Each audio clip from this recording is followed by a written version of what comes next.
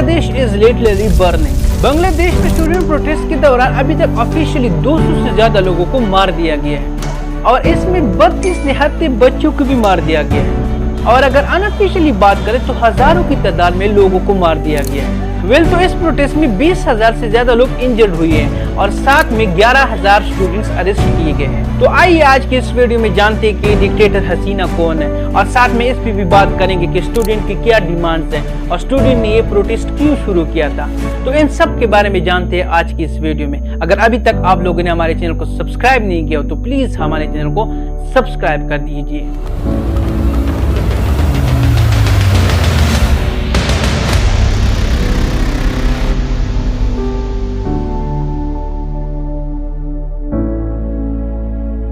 सबसे पहले बात करते हैं कि स्टूडेंट की क्या डिमांड्स हैं और स्टूडेंट ने ये प्रोटेस्ट क्यों शुरू किया था। बांग्लादेश में सरकारी जॉब की कोटा सिस्टम के खिलाफ वायलेंट प्रोटेस्ट में अभी तक हजारों की तादाद में लोग मारे गए हैं, जिसके बाद स्कूल यूनिवर्सिटीज को बंद कर दिया गया। 1971 में पाकिस्तान के खिलाफ लड़ने वालों की फैमिलीज के लिए सरकारी जॉब्स में एक कोटा फिक्स्ड है। उसके खिलाफ बांग्लादेश में यूनिवर्सिटी स्टूडेंट्स 1 महीने से एहतजाज कर रहे हैं। इस सिस्टम के तहत खवातीन, माइनॉरिटीज और मजदूर अफराद को कोटा मिलते ही है, लेकिन ऐसे में 1/3 उसका हिस्सा उन लोगों की फैमिलीज को दिया जाता है जो पाकिस्तान के खिलाफ 1971 की आजादी की जंग में हीरो करार दिए गए हैं। Well student says this system is discriminatory. Well Bangladesh के स्टूडेंट का कहना है कि गवर्नमेंट जॉब सिर्फ और सिर्फ मेरिट के बेस पे होना चाहिए और स्टूडेंट का मानना है कि कैसे मुल्क की 50% जॉब कोटा सिस्टम पर दी जा रही है।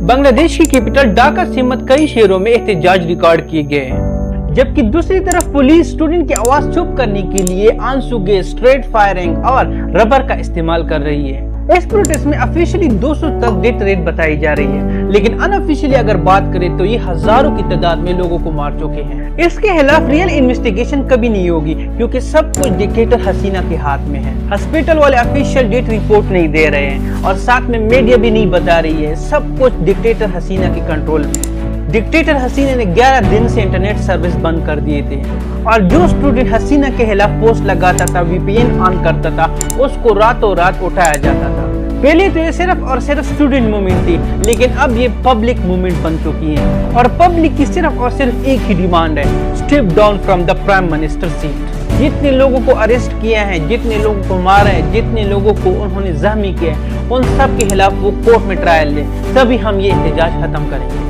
और दूसरी तरफ डिक्टेटर हसीना इस बात को दबाना चाहती है। डिक्टेटर हसीना को तो देखो, स्टूडेंट से बात करने के बजाय आर्मी और पुलिस को भेज दिया गया स्टूडेंट की आवाज बंद करने के लिए। ऐसी ही पुलिस दहशतगर्दी का एक वाकया अबू सईद के साथ पेश आया। आप लोग इस वीडियो में देख सकते हो कि इस स्टूडेंट के हाथों में ना कोई राइफल है, ना कोई पत्थर है, सिर्फ बाजू खोल के खड़ा है।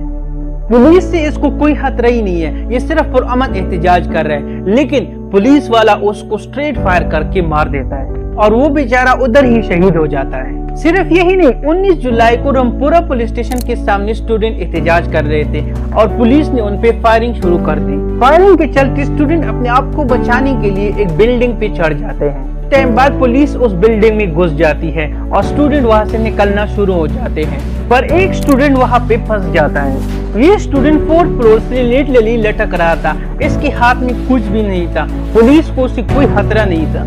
वो स्टूडेंट भागने की कोशिश कर रहा था और पुलिस को उसको रेस्क्यू करना चाहिए था, लेकिन अनफॉर्चुनेटली आप लोग हैरान हो जाओगे कि पुलिस वालों ने ब्लैंक रेंज पॉइंट पे गोली चला के डायरेक्ट उसको शहीद कर दिया।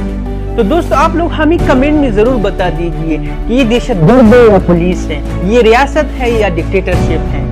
अरे हमें तो बचपन से बताया जाता था कि रियासत माँ की तरह होती है, इंसान को माँ की तरह संभालती है। क्या माँ इस तरह हो सकती है कि अपने बच्चे को गन पॉइंट पे मार दे?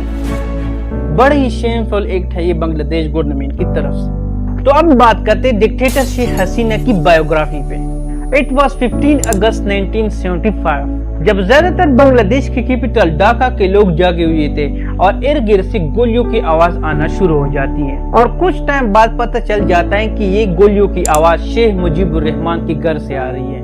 उस वक्त शेख मुजीबुर रहमान बांग्लादेश की प्रेसिडेंट थे और कुछ टाइम बाद सब कुछ वाज़ेह नजर आना शुरू हो जाता है। मुजीब की अपनी ही आर्मी उसके खिलाफ बगावत कर लेती है।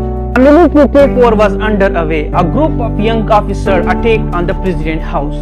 He was surrounded by guns. Sheikh Mujib और उसकी फैमिली ने अपने आप को एक रूम में बंद किया हुआ था। जैसे ही फायरिंग रुक गई वो बाहर आ गए। वेल इमीडिएटली ऑफिसर्स ने उनको पकड़ लिया और शेख मुजीब कहने लगा कि मुझे आप लोग कहाँ लेके जा रहे हो, आप लोग क्या चाहते हो। लेकिन वो सिर्फ शेख मुजीब को किडनैप नहीं कर रहे थे, वो उससे भी बुरा चाह रहे थे। उनमें से एक ऑफिसर ने शेख मुजीब पे फायरिंग करना शुरू कर दी और 18 गोलियां उसको मार दी। बांग्लादेश को आजाद करने वाले शख्स हर तरफ से खून में लथपथ था। ज्यादातर शेख मुजीब की फैमिली को उसी रात मार दिया गया था, लेकिन उसके खानदान में सिर्फ और सिर्फ 2 लोग बच गए थे। उसकी 2 बेटियां शेख हसीना और शेख रेहाना। शेख हसीना उस वक्त जर्मनी में थी और ये खबर उसको बांग्लादेशी एम्बेसडर ने पहुंचाई और ये उसके लिए सबसे तकलीफदेह वक्त था। वो यकीन ही नहीं कर रही थी कि जिस शख्स ने बांग्लादेश को आजाद किया उसको मार दिया गया। और इसी पॉइंट से शेख हसीना की लाइफ चेंज हो गई। She would live and excel. She would make a brave comeback. She would be jailed. और आज वो बांग्लादेश की सबसे बड़ी लीडर है। मिलिट्री उसके हाथ में है, सब कुछ उसके हाथ में है। और आज वो बांग्लादेश में इतनी बड़ी डिक्टेटर बन गई है कि उसके खिलाफ कोई इलेक्शन के लिए भी खड़ा नहीं हो।